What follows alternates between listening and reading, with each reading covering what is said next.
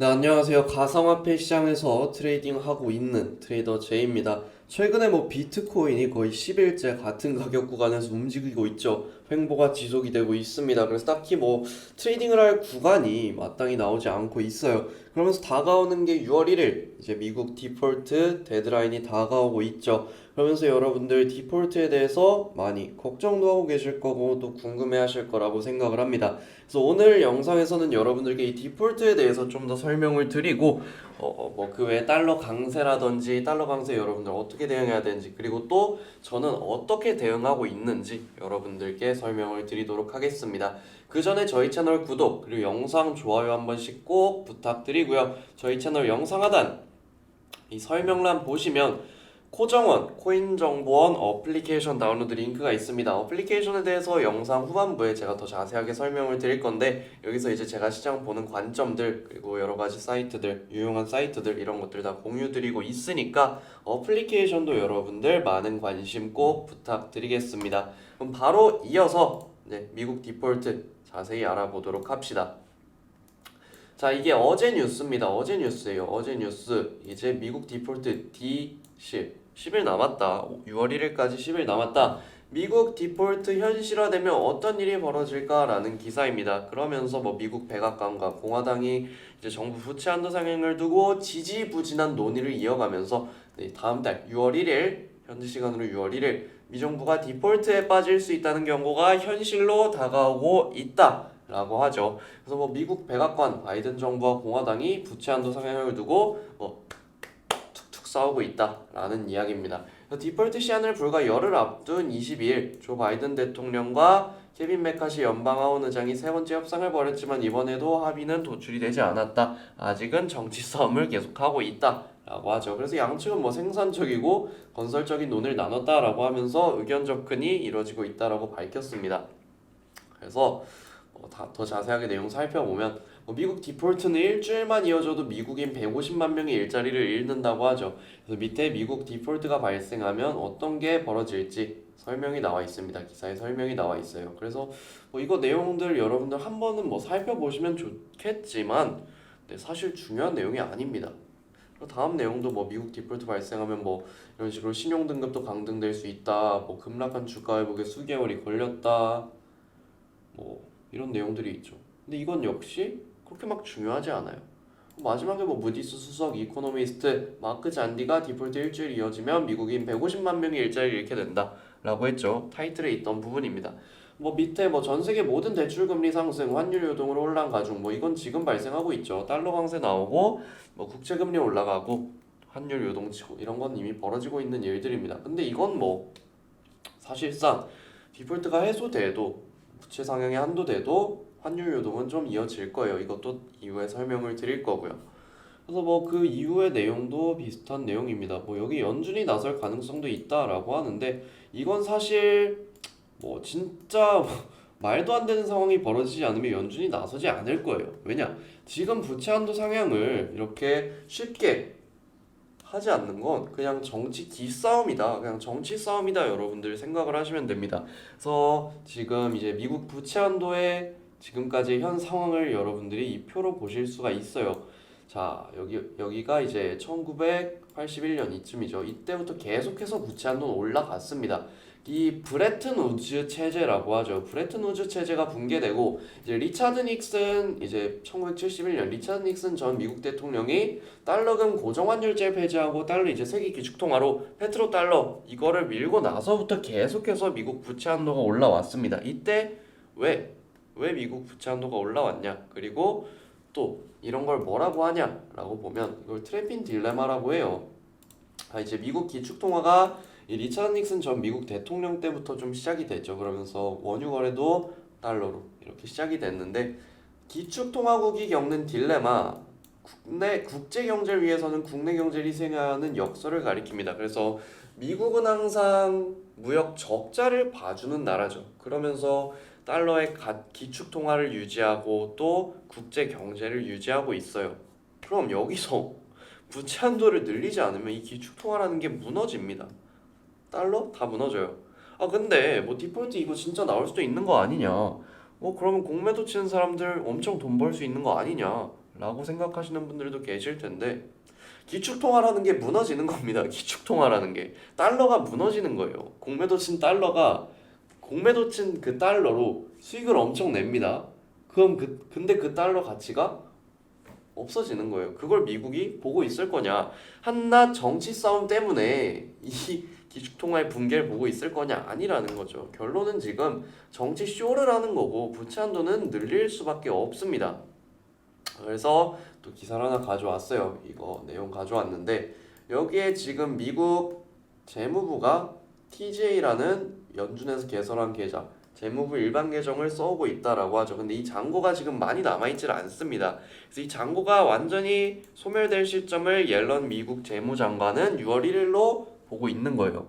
근데 부채 한도 상향 나오면 국채 발행하고 또 돈을 찍어내겠죠. 그러면 이렇게 소비했던 재무부 일반 계정을 다시 또 채워놓기도 해야 되는데 그러기 위해서는 이 바닥난 TJ 이걸 채워 넣으려면 시장의 유동성을 회수해야 한다라고 저는 좀 생각을 하고 있고요. 그러면 미국 디폴트 우려가 해소되고 난 이후에 계속해서 달러 강세가 나올 거라고 저는 바라보고 있습니다. 그래서 달러 인덱스 차트를 좀 보시면 달러 인덱스 완전히 가파르게 이런 식으로 좀 상승 추세가 이루어지고 있죠.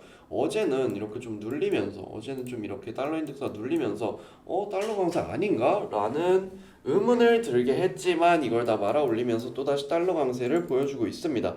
그럼 저는 지금 어떤 포지션을 취하고 있냐? 이 시장에서 어떤 포지션을 취하고 있냐? 일단 가상화폐에서는 섣불리 포지션을 잡질 않고 있어요. 이렇게 대략적으로 구간은 좀 잡아두고 있는데 여기서 막 지금 어찌됐든 이게 11일 동안 같은 구간에서 움직이고 있습니다.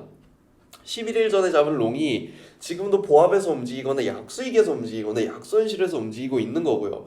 11일 전에 잡은 숏이 지금도 약수익권에서 움직이거나 약손실권에서 움직이거나 보합권에서 움직이고 있는 거예요. 트레이딩 할 수가 없어요. 이건 트레이딩을 할 수가 없는 구간이고 저는 달러 강세를 지난주부터 계속해서 봤었죠. 지난주부터 저는 이 유로 달러 숏 포지션을 매도 포지션을 좀 구축을 하고 있어요. 그래서 지금 수익권으로 잡혀 있고요. 이건 좀 저점을 깨고 더 내려갈 거라고 저는 좀 보고 있습니다. 달러 강세 좀 이어질 거라고 보고 있고 여러분들이 지금 할 수 있는 건 가상화폐 투자자라면은 지금 이러한 횡보 이후에 좀 긴 캔들 위든 아래든 긴 캔들이 나오고 나서 매매를 하는 게 당연히 수월하겠죠. 그래야만 여기서 응축된 이러한 변동성들이 확 퍼져 나갈 테니까요.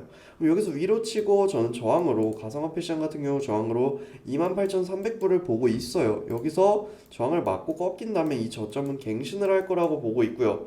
지금 당장은 가상화폐 시장에서 포지션을 잡고 있지 않습니다. 하지만 28,300불 부근까지 좀 긴 캔들이 나와준다라고 하면 여기서는 새롭게 숏 포지션을 구축을 할 거고요. 유로 달러는 계속해서 이 추세 추종을 하면서 숏 포지션을 구축을 해 나갈 거예요. 달러 인덱스가 좀 강하게 치고 나간다라고 하면 저는 이 지점까지는 무난하게 올 거라고 보고 있고요.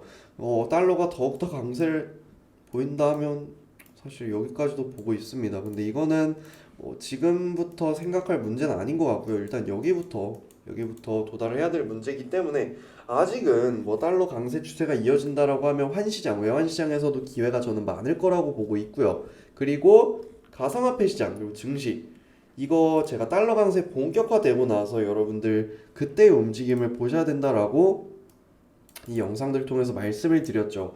달러 강세가 나와도 증시나 가상화폐 시장이 상방을 갈 수 있고요. 달러 강세가 나오고 증시는 하방, 가상화폐는 상방 이런 식으로 갈 수도 있어요. 그래서 이거는 좀 지켜봐야 될 부분인 거죠.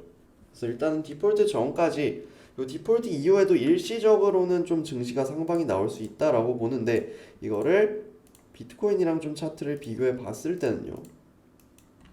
지금 비트코인과 나스닥이 거의 디커플링으로 움직이고 있죠. 또 나스닥도 4시간 차트로 봅시다.